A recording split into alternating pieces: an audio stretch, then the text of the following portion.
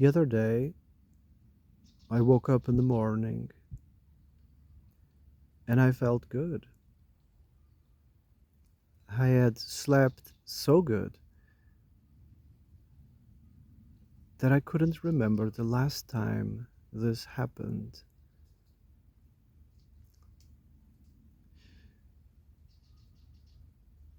I remember going to bed.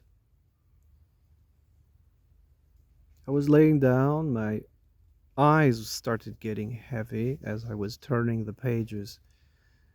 So I put the book away and turned off the light. I quickly fell asleep. This was early, very early. I remember opening my eyes around 2, 3 in the morning. I glazed at the clock and quickly faded back again into deep sleep. I stayed in bed for at least 11 hours. I was like, what just happened? This is amazing.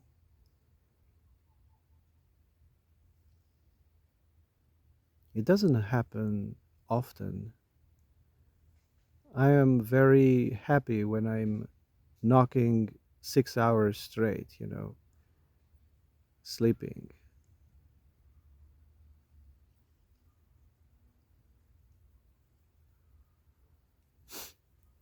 This time it was different. I don't know.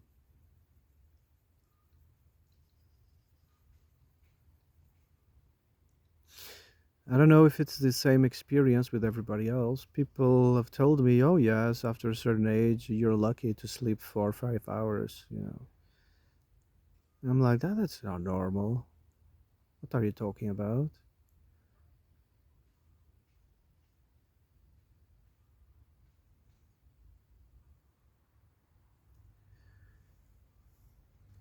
I often hear that it's a lack of, minerals. It's a lack of minerals. I can't remember right now the name of the mineral, but it is essential for resting, for sleeping. Magnesium. Yeah, magnesium. Uh, Amongst others, of course. It's not just magnesium, but amongst others.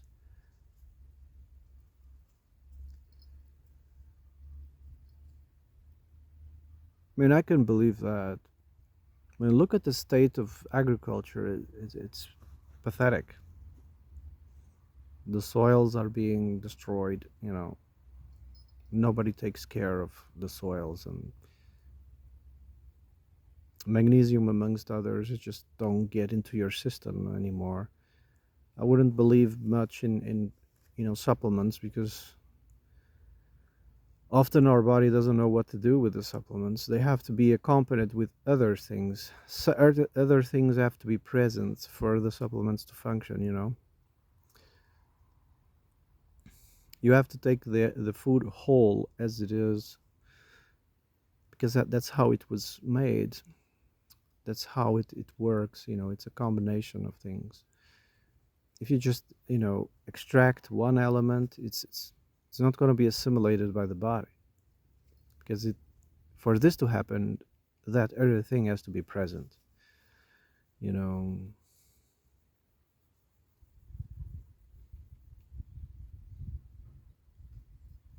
I don't know. I just have this impression that our standards of living have been going down. Especially in these past 20 years, have been going down. It doesn't matter if you have money. The things that you have access to are just mediocre. It's junk with an expiration date. It doesn't matter what you get, appliances for the kitchen or clothes or vehicles or you know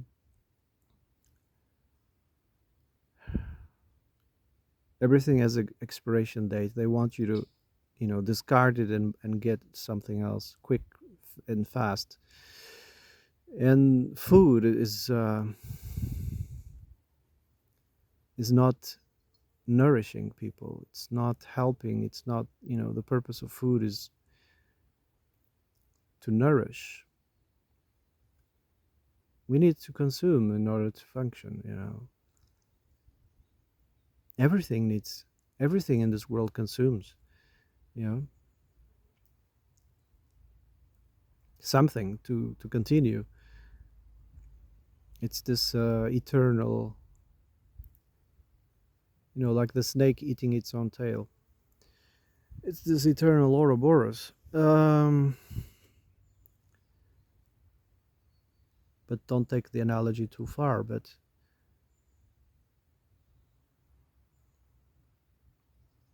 the standards of living are not very good. It's very mediocre. It's the result, of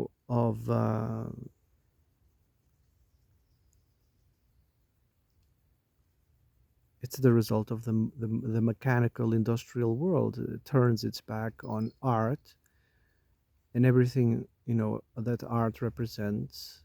And I just, worried with consumerism and money. Money is their new god.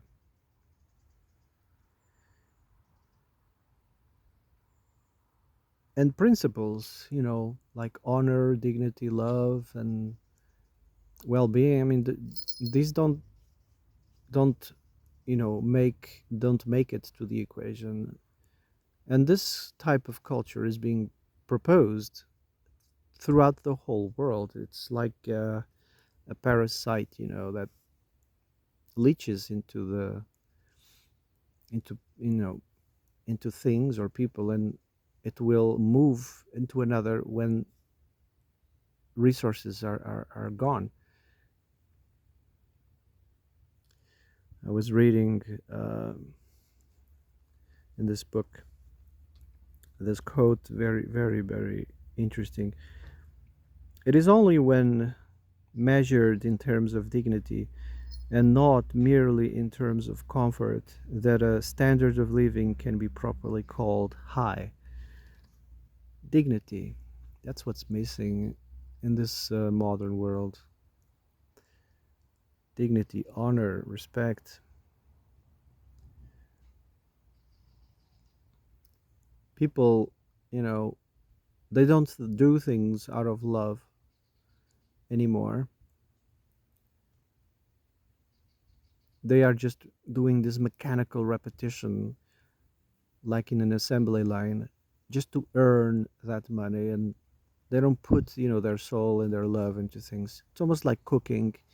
You can sense when love has been put into it, or agriculture, or making, shoes, or making something, with your hands. You notice if there's, intent put into it. This modern world that we are going through, the intent is pretty clear. It's mediocre. Everything is mediocre. Everything has an expiration date. It's just, consume and discard, consume and discard. Uh,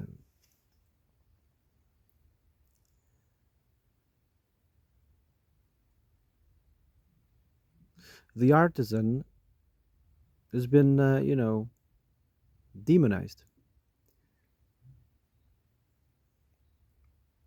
The indoctrinated, elevated, right? Indoctrinated in unicorns and whatnot. And they spend all their lives studying unicorns and stuff like that. If someone says, "Hey,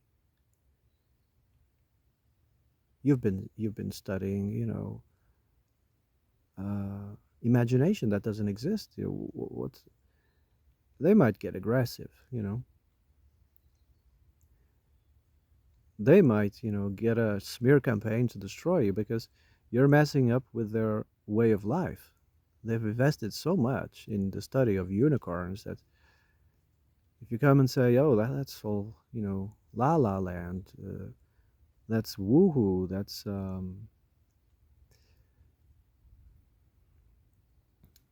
you don't mess with that people, you don't mess with their way of living.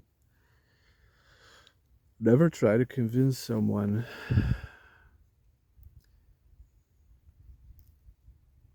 that they've made their way of living into believing in the opposite. It's their way of living.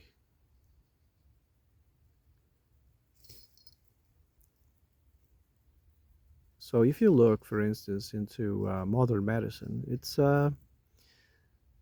that, you know, this when they pour, trillions into research and they have nothing to show for. Well, in the same thing as technology, as people complain, oh, there hasn't been any development. Of course not. You are all prisoners of the industry. They only allow, things that have an expiration date. They don't want you to be free. If there's any advancement, they will quickly, hide it. They only let out what elevates their system.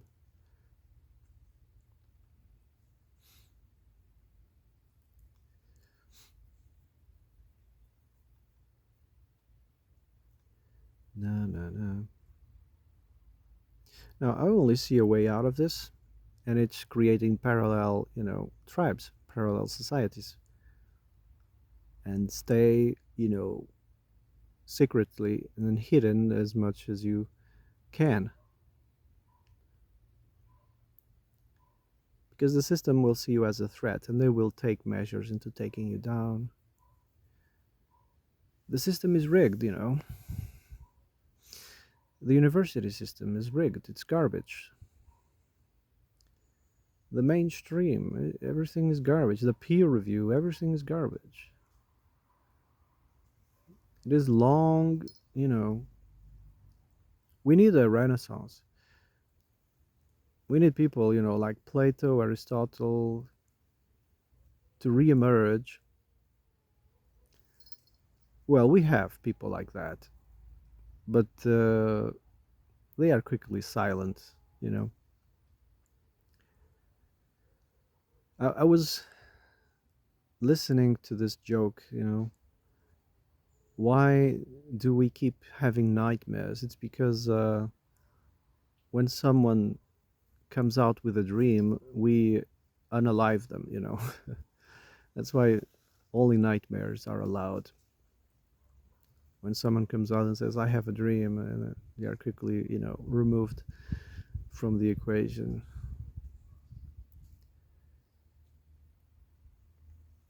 I was reading, this is the system, a city system. It's not a tribal in which, everybody's got their own identity. No, in a system like in a city, there's no identity. There's only personal, there's only what the establishment wants you to be. I was reading about the allegory of Cain and Abel, and there's a possibility that these, are metaphors. These are not real people, but Abel, was like the representation of the herdsman. He was of the representation of a society that was a nomad that went from place to place, harvesting food here and there and following the herds. We still have people like that today. The Eskimos, they still are nomads with their reindeer and stuff, and they just follow the reindeer along. And Abel was representative of that. Cain, his brother, quote unquote, took him out of the equation. It took him out. He unalived him. Metaphorically speaking, the society that was nomad became fixed. So Cain represents cities. Cain was the first city ever founded. For instance, Rome under other names, you know, is quote unquote a Cain, a Cain and Abel mythology, because even, you know, if you look at the origin story of Rome, there's the Romulus brothers, and one of them also unalives the other. It's following the same, you know, meaning they are two brothers, they are nomads, and from nomads they establish roots and create a city. One destroys the other, right? And people kind of become, you know, inmates, because the city is like a, you know, a system with walls, with guards, with laws, rules and regulations, and everybody has to what? Bow down, right? um so that's how I kind of see it, you know, the story of Cain and Abel. It's not a literal thing. It's a metaphor. It's an allegory, you know, if you. But I don't know.